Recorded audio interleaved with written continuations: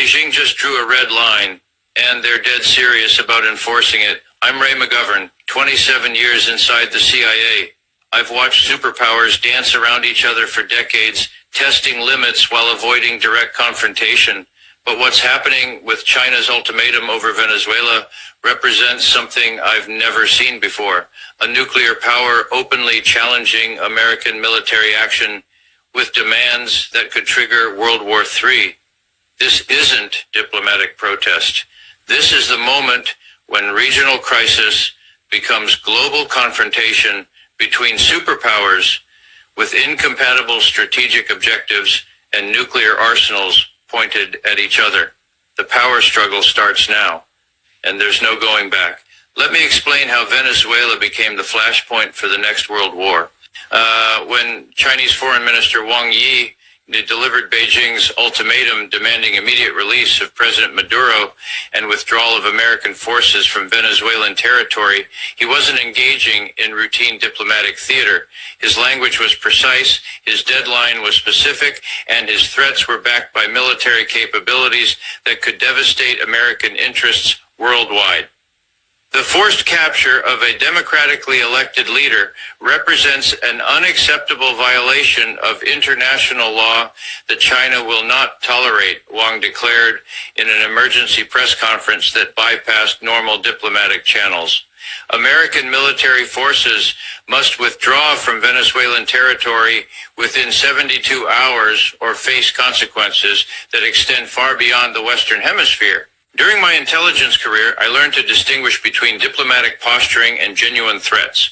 Wang's ultimatum contains specific language that signals Chinese willingness to escalate beyond economic retaliation toward military confrontation if American forces remain in Venezuela.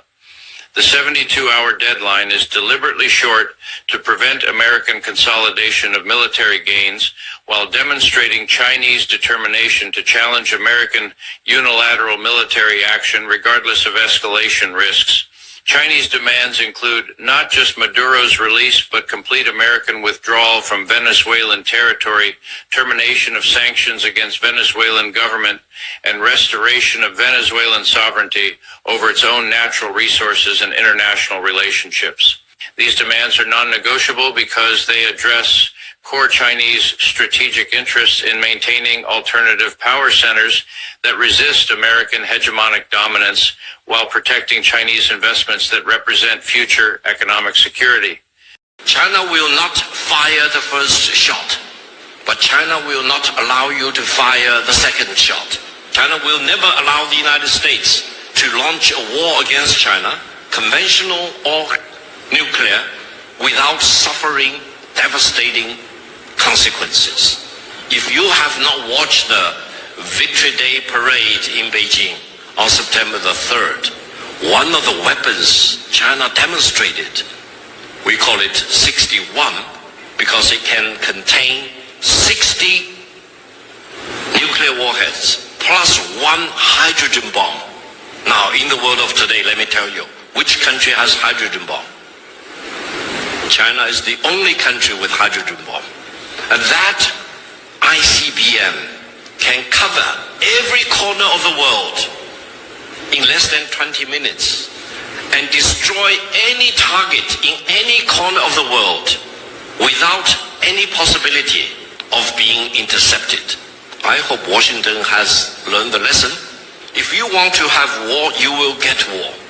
If you want to destroy China, you will be destroyed. If you want to impose nuclear war on China, you will be wiped out by nuclear war. This is very serious.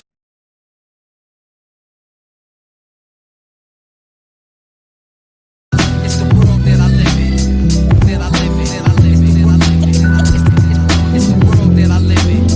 That I live in. That I live in. That I live in. It's the world that I live in. That I live in. That I live in. What would you assume is the most major threat on the world stage? Anybody, just call it out. You don't have to raise your hand. Definitely Russia. Definitely Russia. That's confident. I like it. Who says Russia? Anybody agree with her? Hands? Okay, great. Who else? China. Stop yelling at me, but China is a good answer. Anybody? Who else? China? North Korea? North Korea. Any North Korea takers?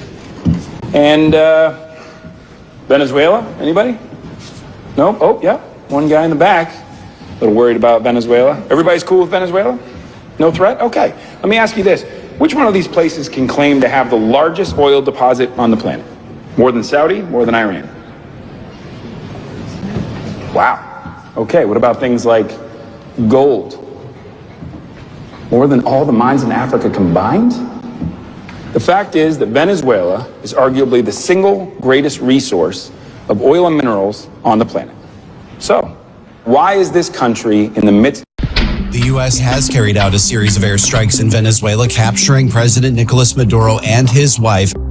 President Donald Trump has said his threats against Venezuela, the U.S. military buildup in the region, and the destruction of civilian boats are about alleged drug trafficking. But there's another issue Trump has been talking about.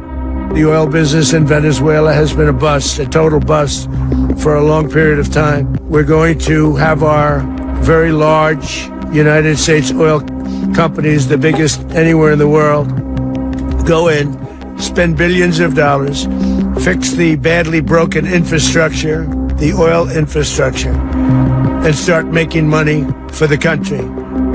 Venezuela, on paper, has more than 300 billion barrels of oil. Or roughly 17% of the world's known oil reserves. Most of those reserves are in this vast deposit known as the Orinoco Oil Belt. But there's even more potential underground. The U.S. Geological Survey estimates that Venezuela has more than 1 trillion barrels of oil in place in the Orinoco Belt.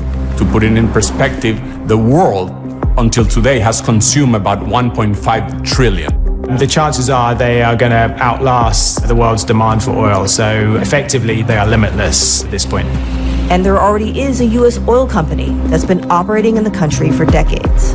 Chevron produces about 25% of Venezuela's oil today, is the largest investor in the oil industry and in the country. We are going to run the country until such time as a proper transition can take place. Good day to you. I am shocked, appalled, and I condemn the kidnapping of Maduro from Venezuela. I urge all world leaders, all 194 world leaders, to condemn this act. It is against international law. Trump is insane. Trump is a lunatic. You have removed a leader of a country and you are putting him on trial in the United States. Let this be a warning for Africa and all African leaders. We need to invest in nuclear weapons. It is that simple. I won't repeat this message. To the Venezuelan people, my thoughts and prayers are with you. America wants your oil. And this is sad to see. Shalom, shalom, Israel. First and foremost, I want to give all honor, glory, and praise unto YAHAWAH, Hashem, YAHAWASHI, Hashem, Rakwadash. Double honors to the elders and apostles, great millstone. Shalom to the mighty Akim, Wakim, who are diligently waiting to be delivered from this final captivity, as well as a speckled bird that may look like the other nations, but are actually Yasharala. This is Brother Kawakab coming at you with another lesson. Today's lesson, I want to go into the generality of war and stuff like that very clearly. What happened in this video is the Venezuelan leader, whatever the fuck it's called, what's it called? I don't know what it's called, but he basically got I think kidnapped. Yeah, capture, basically kidnapped, capture, whatever. And this guy in the beginning of the video, I hated hearing this because this is, well, not hate necessarily, but I think I just find it funny how the thing here is Esau is always trying to kind of like find a reason to paint someone as a bad guy when the true villain is Esau Edom. All right, it doesn't get any simpler than that.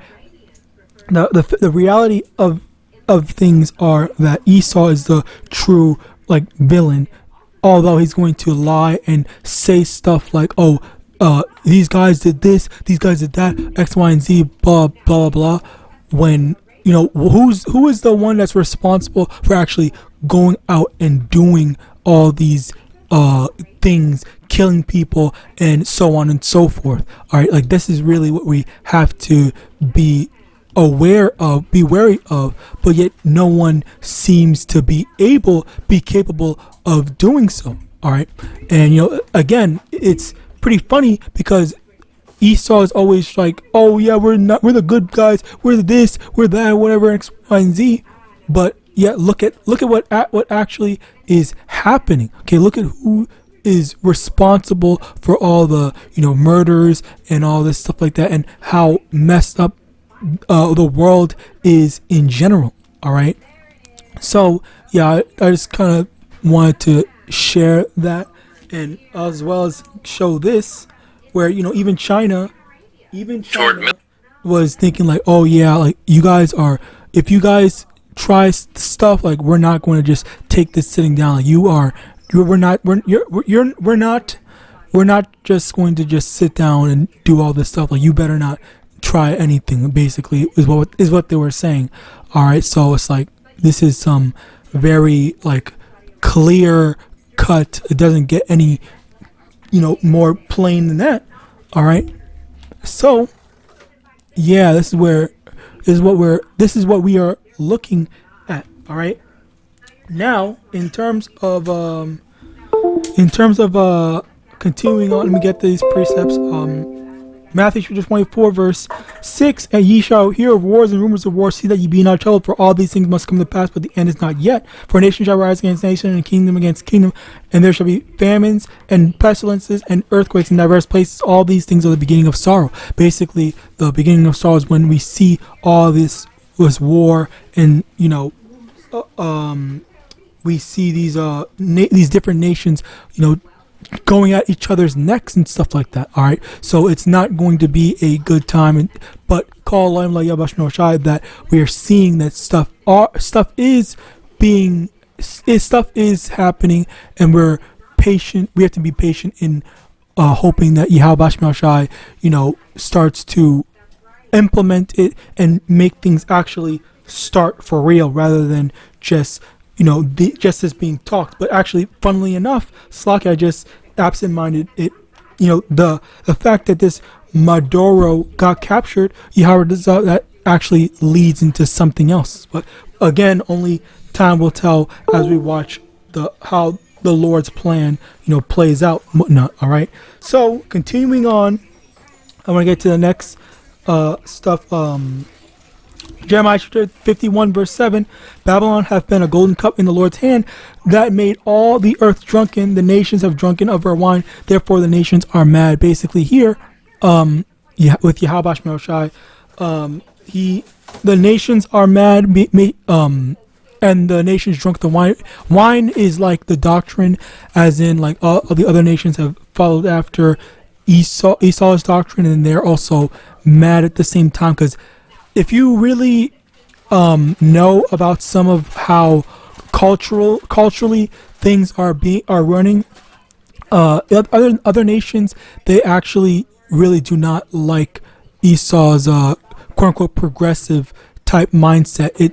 They feel like it is destructive to their philosophies and doctrine and whatnot, and as a result of that, they're definitely resentful towards Esau as a result of it. Okay, so with that being said, there are these other nations are definitely planning the downfall and destruction of Esau, Edom. All right, so continuing on, Revelation chapter 12 verse 12, therefore rejoice ye heavens, and ye that dwell in them. Woe to the inhabitants of the earth and of the sea, for the devil is come down unto you, having great wrath, because he knoweth that he hath but a short time. And we see, I think I could be wrong about this, but to the best of my memory, I'm pretty sure Venezuela, because it's in South America, I think that's an Israelite country, but don't quote me on that, because I'm pretty sure some of the countries there are not necessarily filled with Israelites, but again, I'm not too sure about it. Anyway, continuing on, Esau is now going, okay, well, now I want to go implement this. And also, I think it's funny. Well, forget it. Slock, let's continue on. Over here in 2 Corinthians 2, verse 11, lest Satan should get an advantage of us, for we are not ignorant of his devices.